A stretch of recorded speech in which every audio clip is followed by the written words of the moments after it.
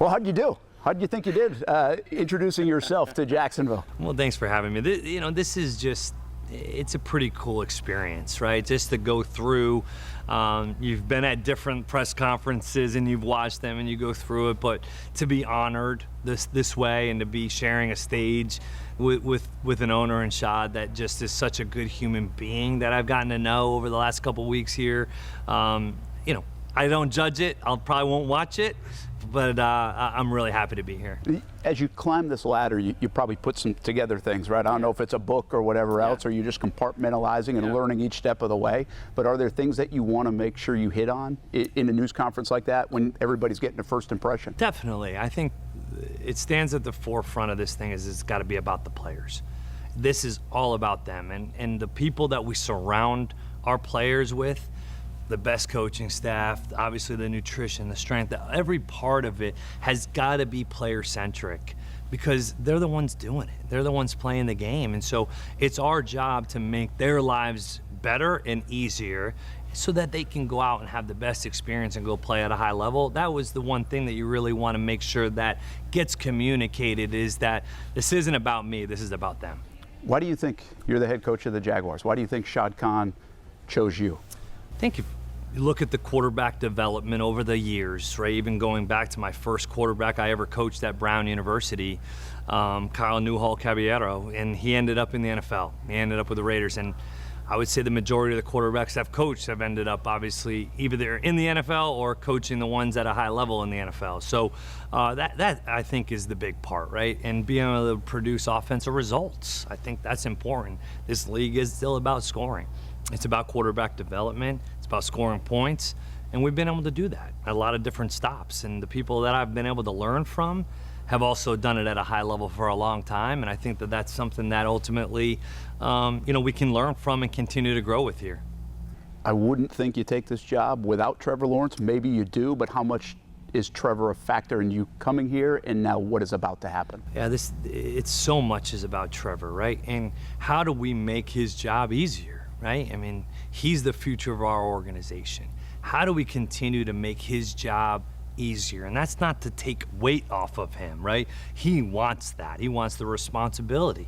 But we've got to help him, right? We've got to help him. We've got to build a run game. We've got to build a defense that is able to play at a high level so that we can help him not feel like every throw is the most important one, right? We've got to give him some layups, give him some easy ones so he can go play at a high level all the time. And this is very so much about him and his development. You saw him as a freshman in high school. You brought that up. Yeah.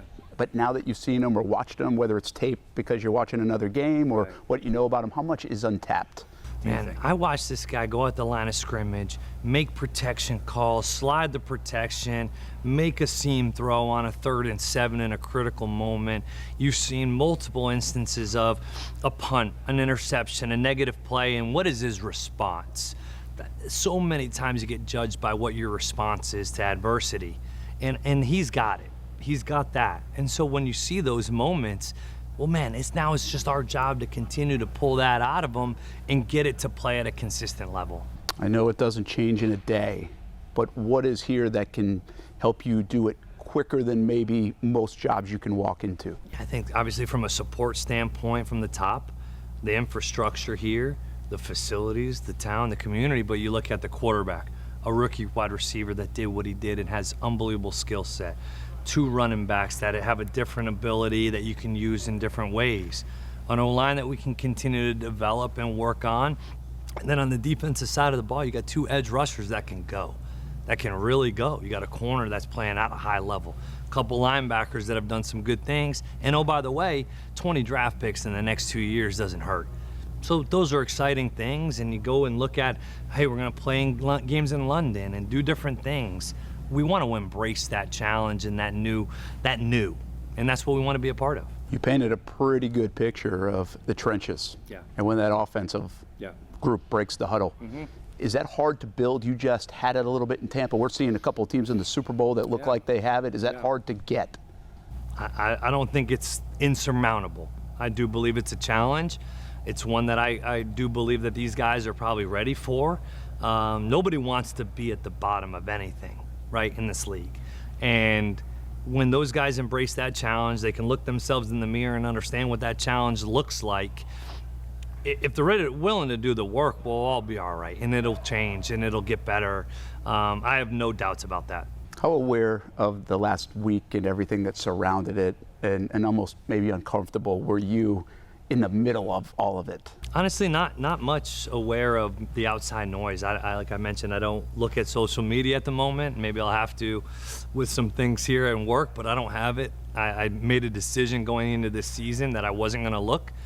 I wouldn't Google my name. I wouldn't look at any of that. And that's that just leads you to maybe do things that are right for you, for your family, for the people that you love and that you respect. And it's never clean when you leave. It typically isn't. It's very rare that it's completely celebrated. But this is the opportunity that we were looking for. It was a pretty good situation in Tampa, obviously. How much was the front office infrastructure here a possible impediment to? Is that why you pulled out of the second interview? No, I think when you looked at it, you kind of gave your word, right? And you say, this was an opportunity for the first time in our lives to go, whew, right? Like I could be on a beach right now. We could be on vacation. That was something that we had been yearning for. We had been missing for a long time. So that decision was made with family number one in mind. Well, then you start to gain a little bit more information about what this truly looks like, what it's going to look like maybe in the next 5 years, what you have a chance to do, though, right now. And that's when you start to look at it like, okay, maybe I need to do a little bit more digging. Maybe I need to go see what this really looks like. And that's what led us to Jacksonville.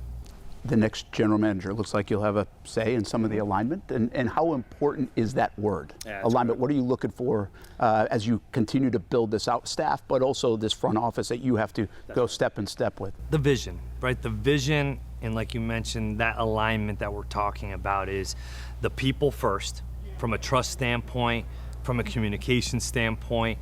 How do we look at building that first and foremost? That has to be the ground of it all. Okay, foundationally now, the values, the moral compass, and then looking at, do we make each other better? Does the front office, the coaching staff, do we make each other better to really, truly do this together? So excited about that opportunity to look at that, and you see some of the organizations that have had that success with similar models. Well, that's what I'm used to. I would say it's been lacking. If I ask the question, who are the Jacksonville Jaguars? It's not an easy answer. How important is it to have an easy answer? It is, and that's a really great point, because you want to have an identity, right? Everybody wants an identity because you can truly, again, like we said, be yourself. When you're comfortable with what your identity is and you're comfortable saying this is what we are, this is who we are, and this is what we represent, well, that's when you can truly have confidence, and that's what we want for these players. Be able to establish that.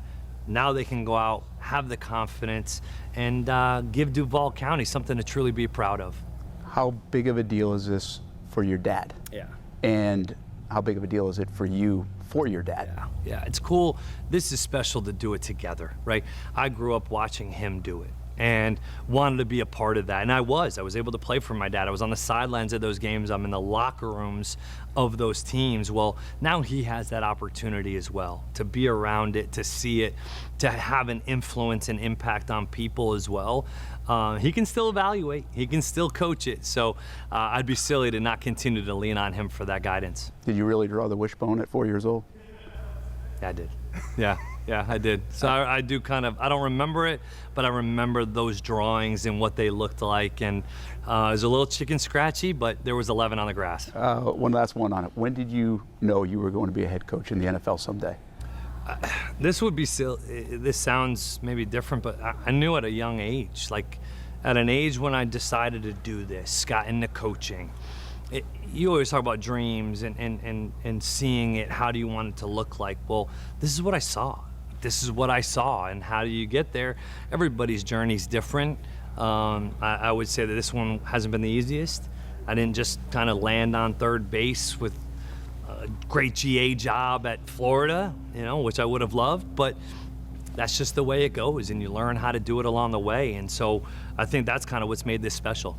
I gave you that sweatshirt. I'm a guy from East Providence, Rhode Island. Oh, For the no. LaSalle Ram. You want this? I mean, you want to throw that on at all? I can't. Jamie Silva would kill. I can't touch it, but you know what? I respect it.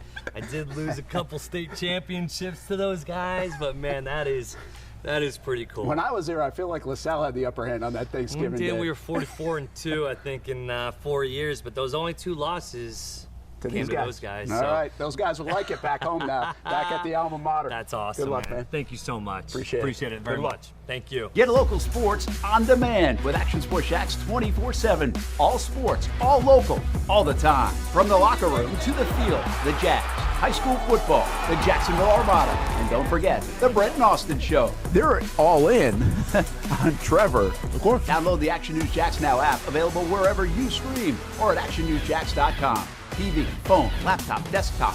Action Sports Jax 24/7. Jacksonville sports all the time.